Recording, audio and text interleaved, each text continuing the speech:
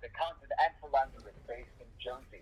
And she joins me now to discuss the recent acknowledgement in the corporate sector and how she's breaking down barriers to get more recognition for women in business. Courtney, it's so lovely to have you on our show this Friday afternoon. Welcome. Thank you. Thank you for having me, Varshan. Really honored to be here. You were recently named Risk Manager of the Year by the Institute of Risk Management SA, so congrats on that firstly. But tell us, how important is it for organizations to create and embrace healthy risk cultures without threat and intimidation? I think it is absolutely important. Risk management is a core function for any organization. I think it is, very transformative when an organization is open to understanding their risks, putting in place actions to mitigate their risks, and thereafter constantly monitoring it. It is extremely helpful for an organization to be able to define red flag warnings and deal with them accordingly. And Courtney, as a women's rights activist, do you agree with the many out there who believe the corporate industry is a tough one, particularly for women to succeed in? And what are you doing through your company to break down these disadvantageous prejudices and earn more space for women to flourish in this field? Varshan, my aim has always been for women to be able to take up space, to own their voice, and to own their power. So through our platform, Boss Babes of South Africa, we have a numerous number of initiatives. The first being a mentorship platform. So that's where young individuals, young professionals entering the corporate space can find a mentor and get guidance, get support along their journey. The next thing that we offer is Go Lives with inspirational women in South Africa. And the reason we do that is really to unpack some of the challenges that women may face outside of work or within the workspace, and more importantly, for them to be able to define how they move past that, how they overcome those challenges and turn pain into power. And the third thing that we have launched recently is also brand building masterclasses for individuals to be able to build their brand on LinkedIn, on Instagram, whatever platform suits them, and for them to be able to leverage the power of brand building for their own good. We know for sure that you're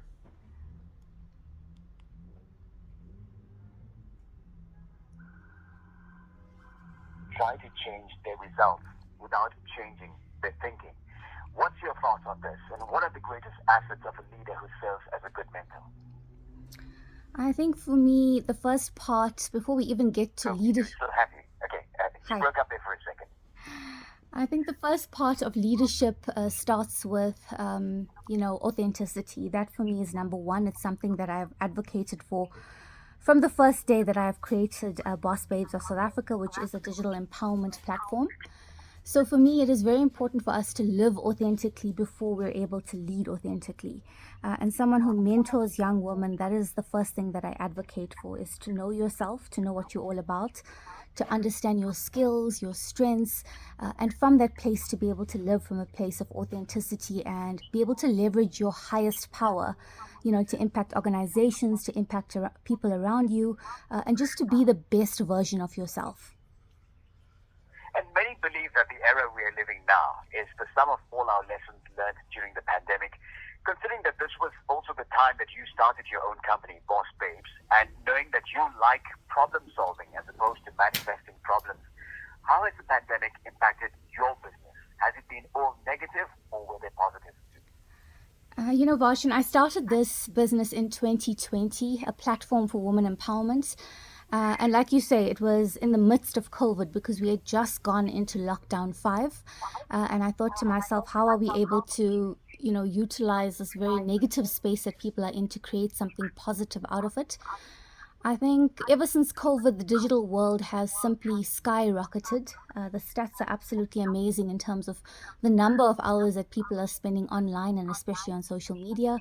So I think ever since COVID, when people realized that, going out and having physical contact with others was not an option, we turned towards the digital space. And I think for us, it's been really great in terms of brand building, supporting the communities that we do, and just helping women to own their space in whatever industry they choose to be in. Courtney, you've been owning your space on social media. I mean, you are all out there. You're a socialite, but getting attention, being noticed, and having all those likes is one thing. What people really want is money.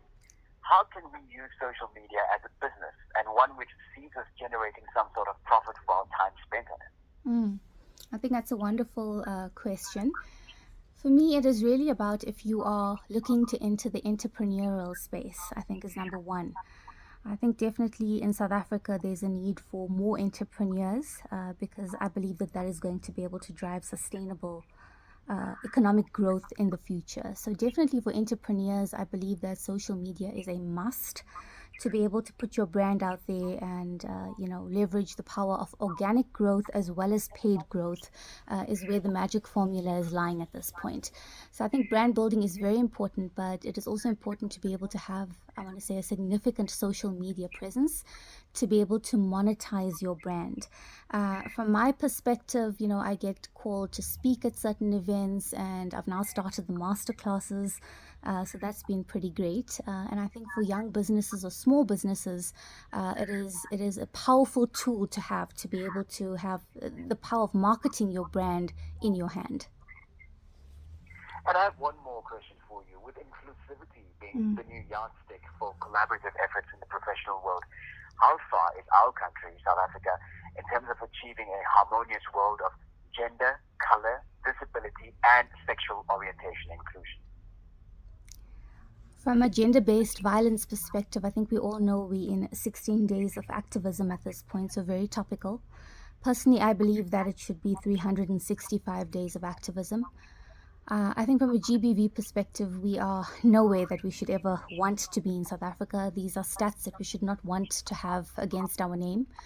It's actually something that we as South Africans don't have a lot to be proud of when it comes to the way women are treated, the way women are respected and revered or lack of thereof. And I think the 16 days of activism is a good start.